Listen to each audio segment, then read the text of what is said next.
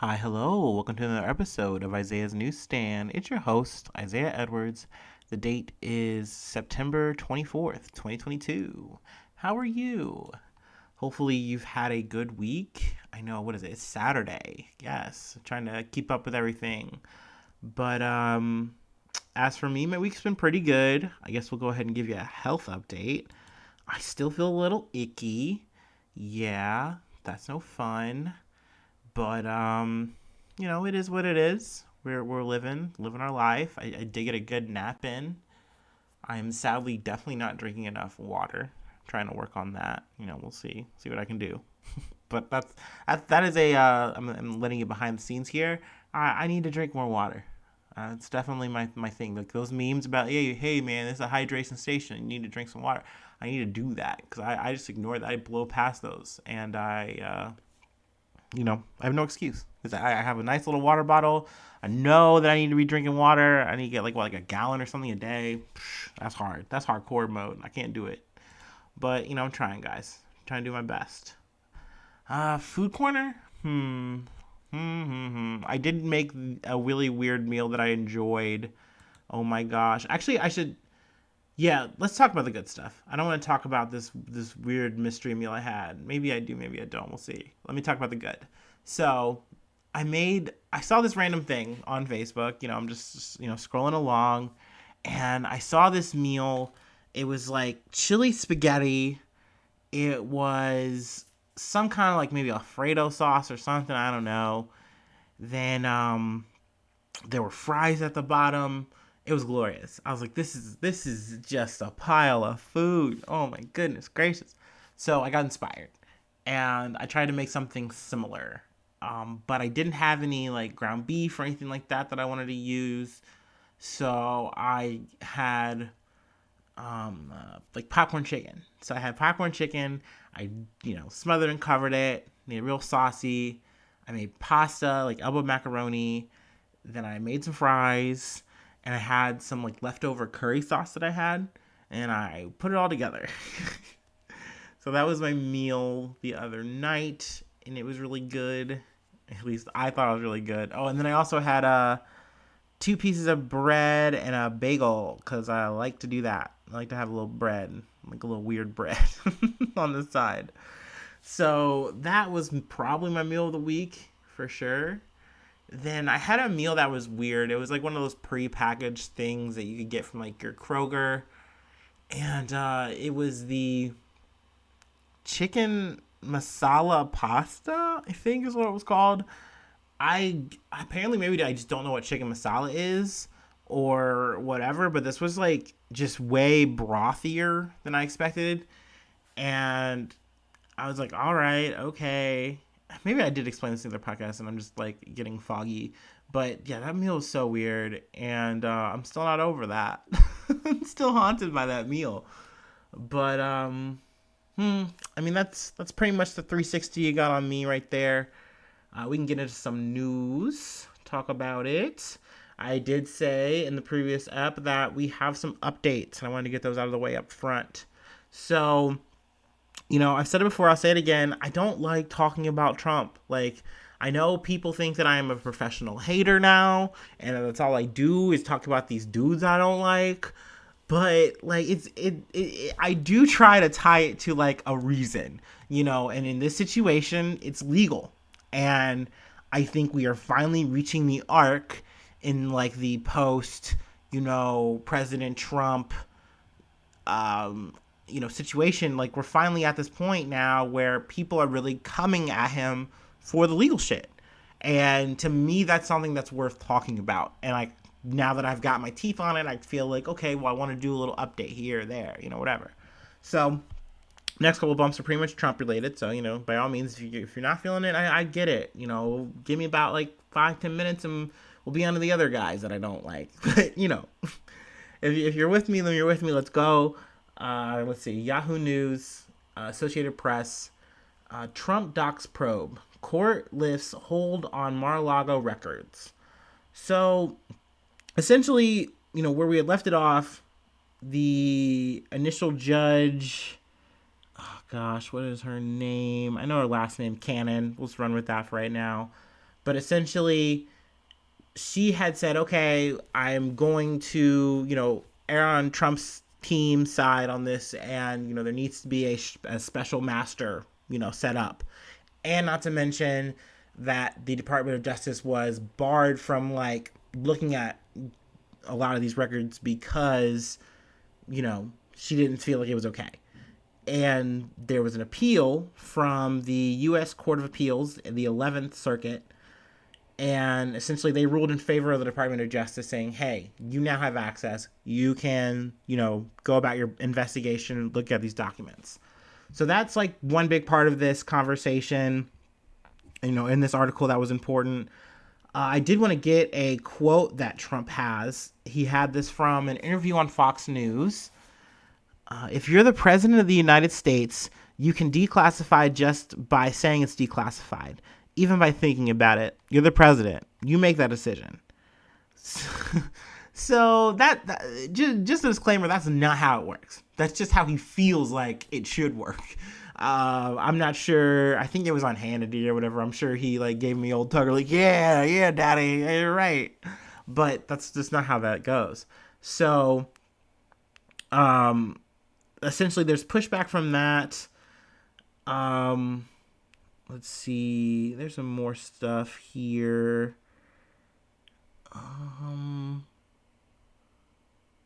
Let's see. Responding to the order, Cannon on Thursday struck the parts of her order that require the department to give Dreary and Trump's lawyers access to classified documents. Instead, Dreary would review the much larger tranche of non-classified government documents. I'm just kind of reading some points here. Let's see. But I guess kind of going further on, like, his thing about, like, hey, I'm allowed to declassify what I want, when I want, however I want. They stopped sort of saying that they were actually declassified. Like, they aren't actually saying that legally in court yet. I guess they might be holding off in case there is going to be an indictment. But, so yeah, I mean, got a burp coming maybe? There it is. Excuse me. But, I mean, definitely just something to kind of wanted to give you a little taste of it. Obviously, you can look into it yourself, get the full review. But, wanted to cover that part. Then in New York, I got this from ABC News. New York AG Letitia James files $250 million lawsuit against Trump for defrauding lenders and others. So this article was very informative. I mean, I'm not just pulling from this article. I'm also, from the airways I've gotten from like podcast stuff like Start Here and let's see what else is there. BBC, I don't really feel like they've done too much coverage on it, but ABC Start Here was a good one for this as well. But essentially, and maybe The Daily did an episode on this too, but Letitia James, as I've kind of covered before, I didn't really do it too well because just trying to describe it was like making my head twirl and I wasn't really getting it. But now that I've seen a little bit more of what the case is, it kind of helped like understand what she's trying to say he did. But essentially, Letitia James has been, has made it a part of her campaign to get to Attorney General, and from how she's come up is saying, hey, I want to prosecute Donald Trump. I want him to be held responsible for some of the stuff he's done, because it's affected, the people of New York. That's been a really strong claim that she's had, and she's rode this to this point. Now, she's officially filed this civil lawsuit. It's not a criminal one, but she has also put in her, submitted her evidence to federal prosecution. So, which is a lot. I know it says like the amount somewhere in the article. I should try to find that at some point. But it's just a lot of documentation, and more or less what she's saying is just scratches the surface of what he's done to kind of misrepresent himself as like more wealthy than he is. And, in doing so, he's just skirting taxes. He's overinflating his wealth and just doing things that are literally just not possible. He's representing, an entity that's just not possible. Also, her civil lawsuit isn't just for Donald Trump.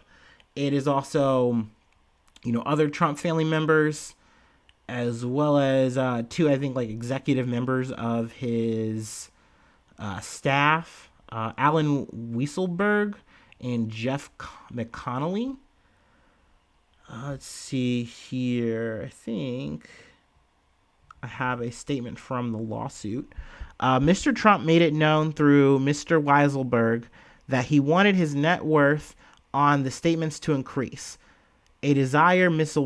Weisselberg and others carried out year after year in the fraudulent preparation of statements. The scheme to inflate Mr. Trump's net worth also remained consistent year after year.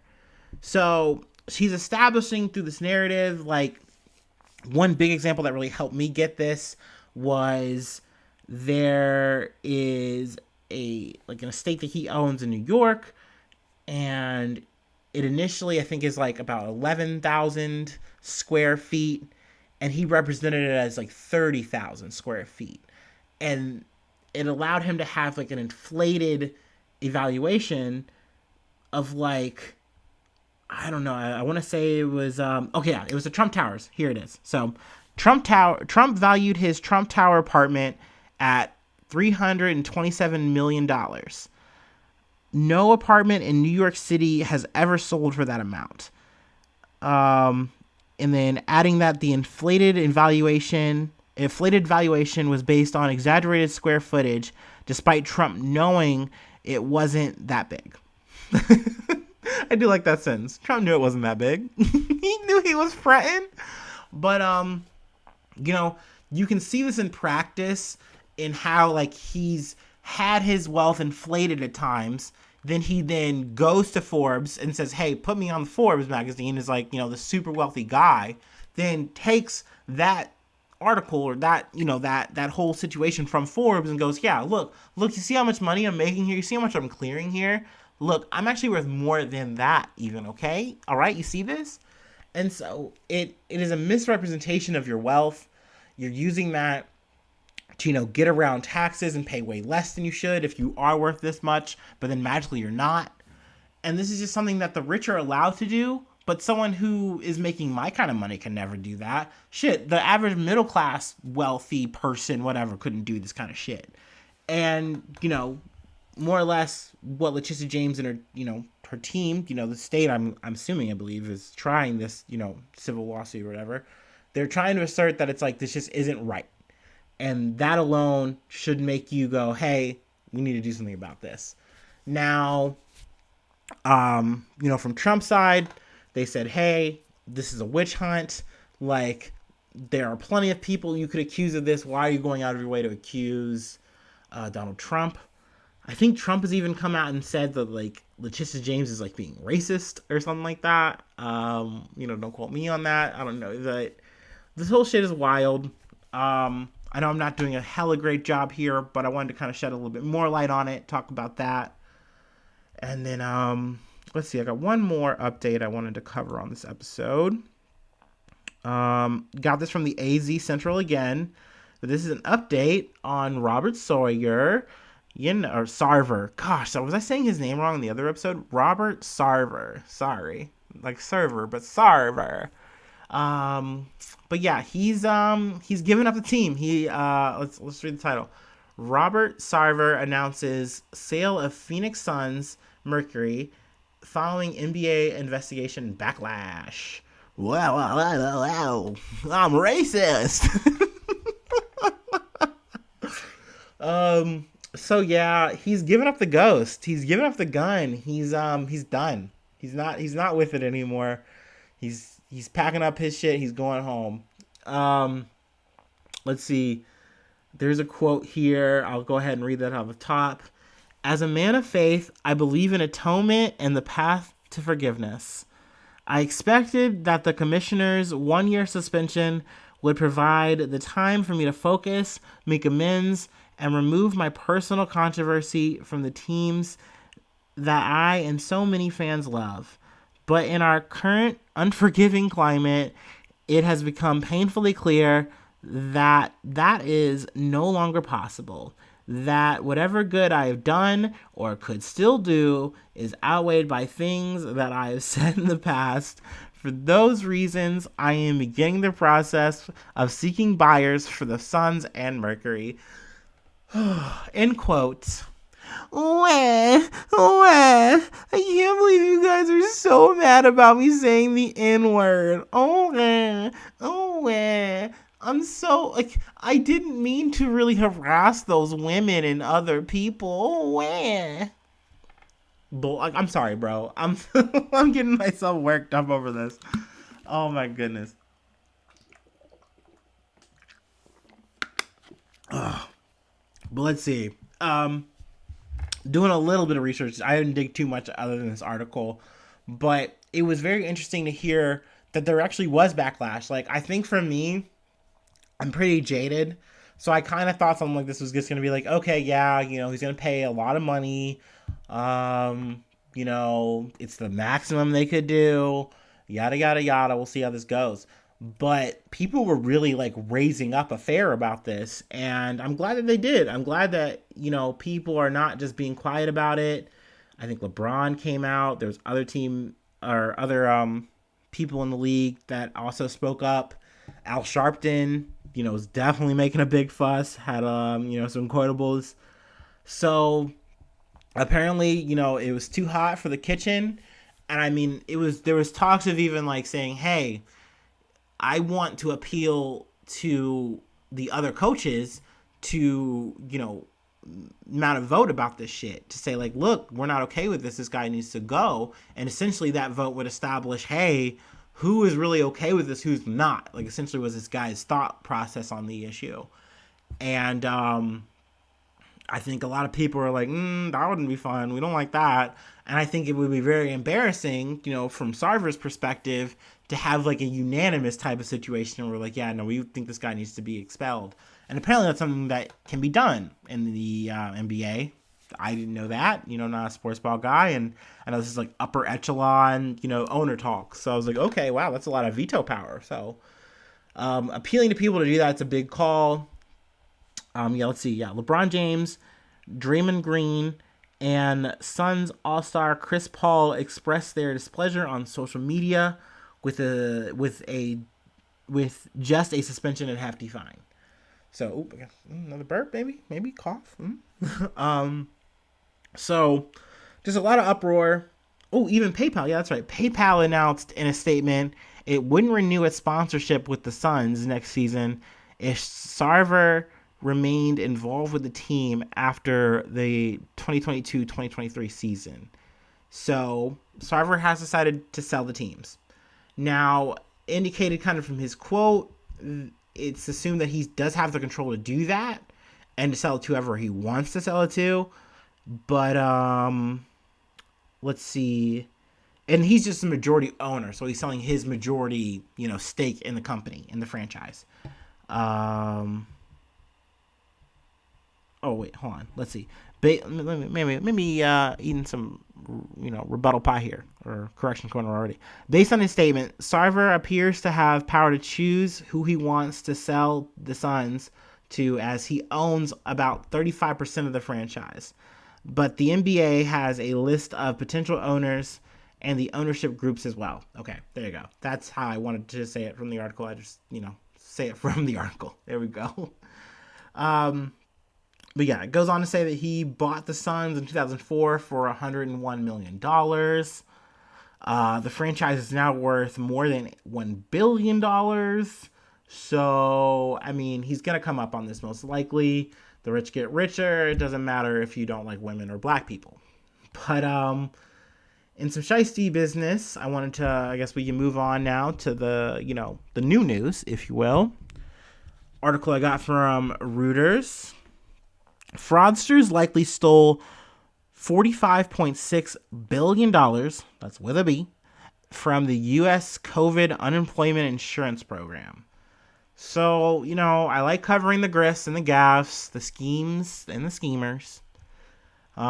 This is definitely a fucked up one, though. I mean, not that they're not all fucked up, but, sometimes it's like the rich stealing from, like, snobby other rich people, so it's like, whatever.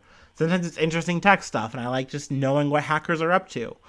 But this was definitely just a really sour one. Just because this is defrauding people who needed the money.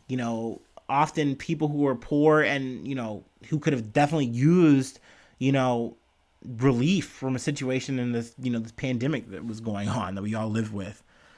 But let's see. About a year ago, nearly $16 billion in potential fraud had been identified.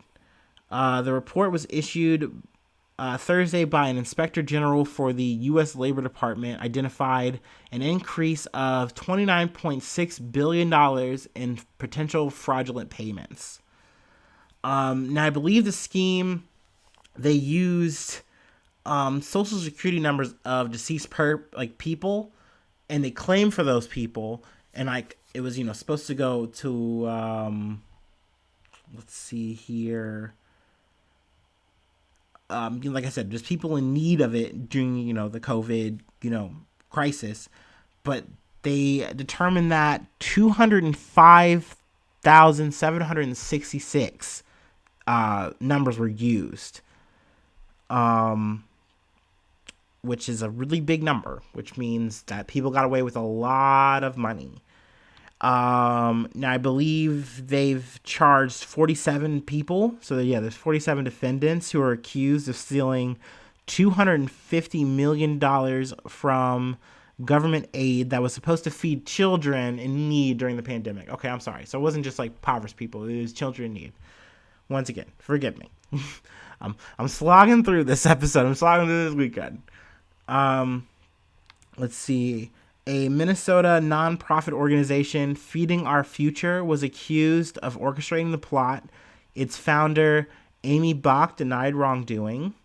In March, the Justice Department said it had brought over 1,000 cases of crimes involving jobless benefits during the pandemic.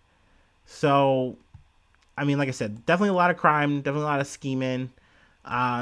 As sad as this is, I am glad that it was at least caught, and hopefully at least some people can see some justice, and then hopefully some people can get said aid that is needed. Even though I know we're in 2022, anything is better than nothing. That's for sure. I guess speaking of anything being better than nothing, not the best segue, but we'll take it. Got this from Yahoo News, and also the Associated Press. Serial case. Adnan Syed released, conviction tossed. So this was big news and interesting to me because it is a really cool example of a true crime podcast in real life coming together and having some justice served. I mean, I feel like that's the best thing to say. I mean, I guess you can slap an allegedly here because obviously not everything is concluded per se, but definitely justice for Adnan Syed.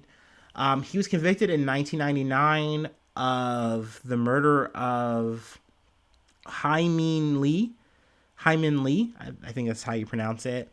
It was his ex-girlfriend, I believe. It said ex-girlfriend here, but I've heard just girlfriend.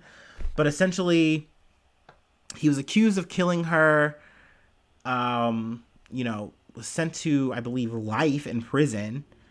And there was a podcast who I believe, was it Sarah Cohen? She's a reporter turned, podcaster. And she spent I believe it was like a 12 episode, like how it, all gets broken down, 12 episode season on this, breaking it down and talking about it. At least that's what I think. I need to actually look into it, like what the podcast is, because it does sound very cool, interesting. But it's definitely crazy how you go through all the details of this case, and it's like, wow, this is very shaky. Like, you would think that the wheels of justice would turn in a way that's like, hey, okay, you're at least gonna do the whole due process from top to bottom on the law and order part, right? But no, both sides seem to say, hey, we think we got the right guy on this. Yeah, there's other suspects, but we're not going to really look into that. And then, not to mention on the other side, for, Syed's defense, I think the person who was defending him, she died in 2004, but during the process of the case, she made some errors, and he wasn't properly defended. So through all this, it winds up, oh man, like this person is serving a crime or serving a life sentence for the crime of strangling his 18-year-old girlfriend. Like this is they dated in high school, and people just connected the dots and said you did it. This is what it is. The family is thinking, yeah, justice is served. This person's, rightfully in prison. But, all this stuff comes to light. And then I think it was a new prosecution that kind of comes to the head and says they're doing a review of everything, and they're like, no, we're actually gonna look at this. And they go through the evidence, they look through everything, and they're like, no, this is wrong. Like there are holes in this. This is Swiss cheese. This shouldn't be enough to have convicted him. And they run it up to an appeal, and it gets appealed, which is really crazy. Now he's not necessarily free and clear. Like he is home now. I think it's like under supervision or whatever. But essentially there were two other prime suspects that weren't really fully pursued, and I think one. Gosh, I got this information from another podcast actually. But the two, I think one's already in prison for another crime, and I don't remember the whereabouts of the other. But essentially, they're doing the evidence and the due diligence now, doing investigation there. There also is a chance that they might pursue Syed still, but from what I've looked at, that seems really unlikely. But there is a time window for them to pursue another case potentially, but we'll see. Let's see. Prosecutors said the failure to disclose the alternative suspects to the defense amounted to what's known as a Brady violation. So that's why, that whole thing is like, you're supposed to let the defense know the whole scoop, like what's available here. And that's something that the prosecution didn't do, even though they're saying, I think,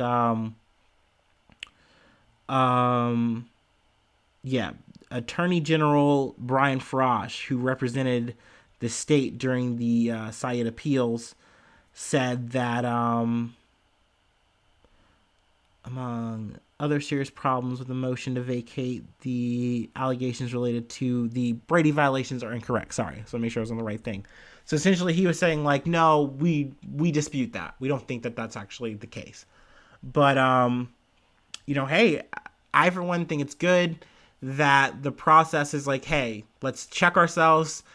This is obviously wrong here, and they did something about it. That's a good thing. I know a lot of times it's always lock them up, throw away the key, and we move on, and we try to just forget about these kind of things. But especially, when due diligence isn't actually carried, it's important to have these kind of reviews. It's important to have these kind of systems in place.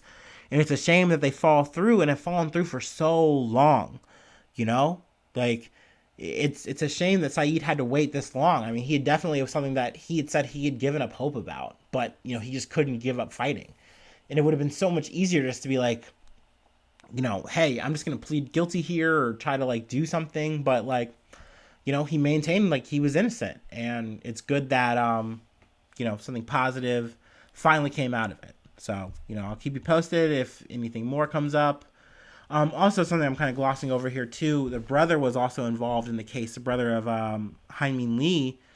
And, he had said, hey, like, more or less to the effect of, I was, led to believe that this was the person that's supposed to be behind bars. But if this isn't the person, then, it's not right for him to be here.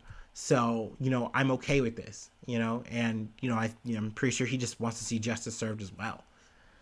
But yeah, we're going to wrap it up here, and we got one more to go, and, I will let you go after that. But, you know the drill.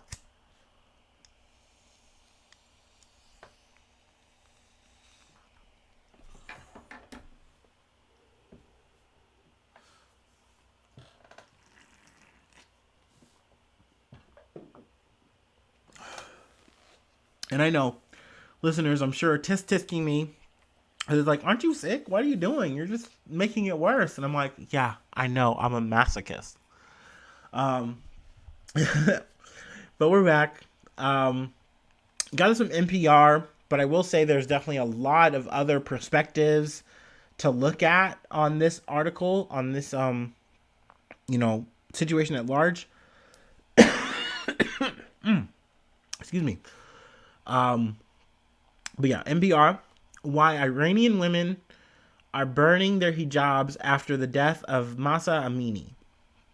So, long short here, Masa Amini, 22 years old, she died on Friday in northern Tehran after she was arrested on Tuesday and reportedly taken to a hospital shortly afterwards.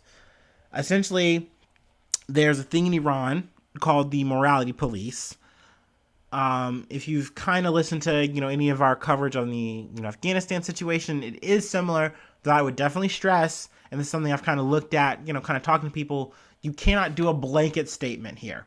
The situation when you talk to a person about their culture is specific to their culture. So when we're talking about Iranians and their situation, you're talking about Afghanistan's and their situation. Those aren't the same.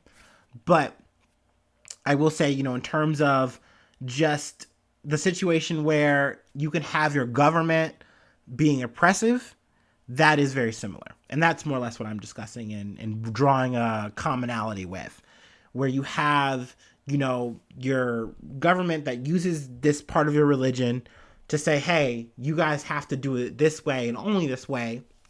But you have the people saying, like, look, we want to respect this. We want to have our religious, faith and practices, but we also want to be our own people. And you have this clash. And essentially, here in Iran, the morality police, they rounded up Amani.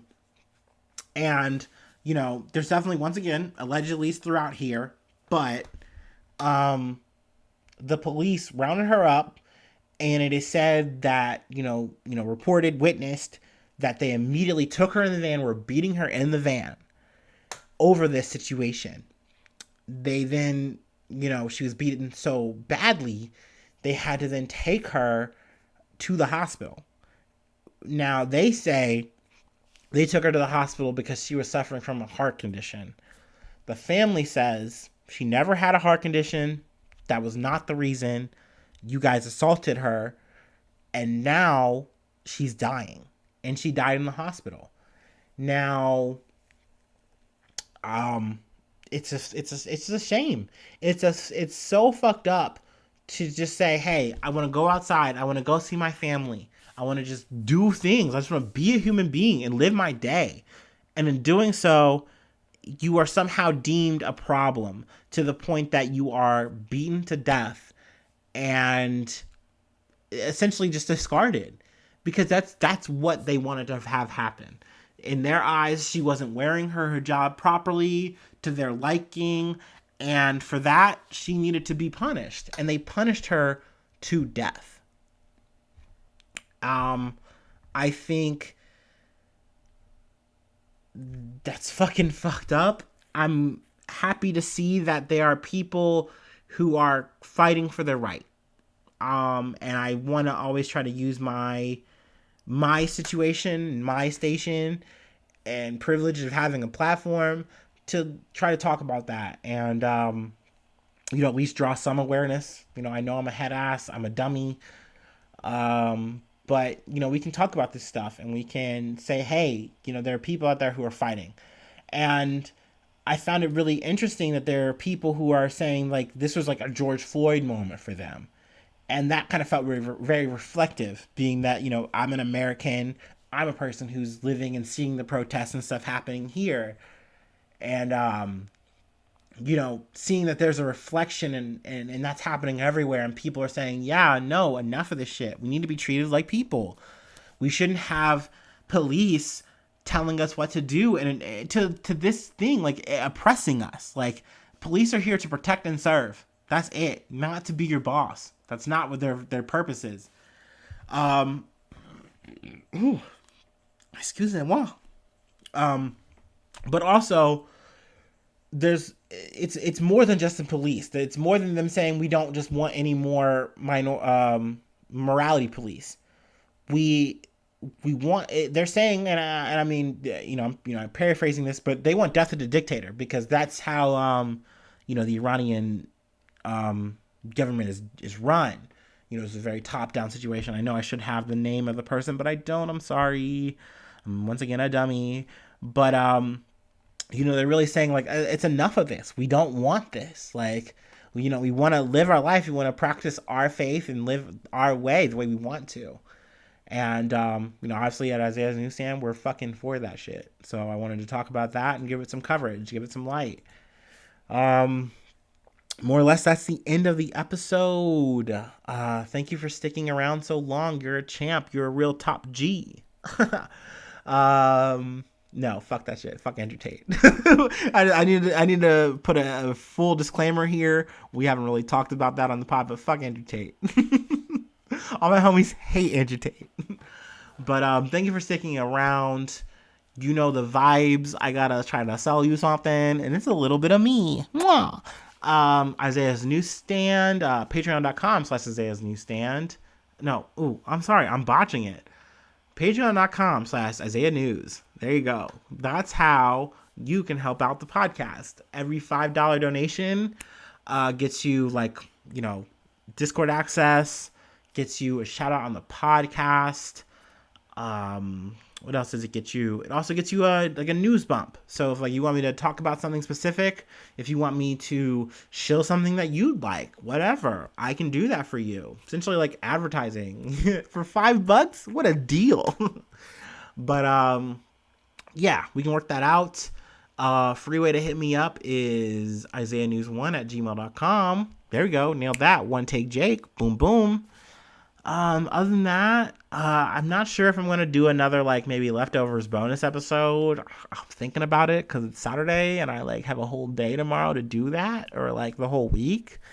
And, I miss you guys sometimes, I'll see, people listen and I'm like, oh my gosh, I gotta get back to you guys. I gotta, talk some more. I gotta, blah, blah, blah.